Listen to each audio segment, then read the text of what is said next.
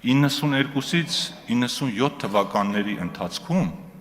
Հայաստանի Հանրապետությունում միգրացիայի մնացորդը, այսինքն արտագաղթը,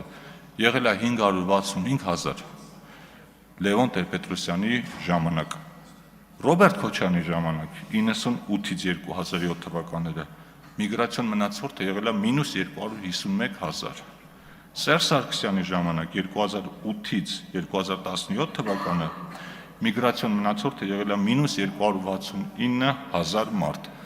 այսինքն 3 նախագահների ընթացքում իրենց պաշտոնավորման Հայաստանի Հանրապետությունից հեռացել են մոտավորապես 1.1 միլիոն մարդ, ընդ որում չի եղել այդպիսի տարի, երբ այդ սալտոն, այդ հաշվեկշիռը դրական լինի։ 2018 թվականից 2023 թվականների ընթացքում 6 տարվա տվյալներով միգրացիայի մնացորդը դրական է, պլյուս 13,000 մարդ, ընդ որում 2020 թվականին առաջին անգամ Հայաստանի Հանրապետությունում այդ 30 քանի տարվա մեջ եղել է միգրացիայի դրական տեղաշարժ։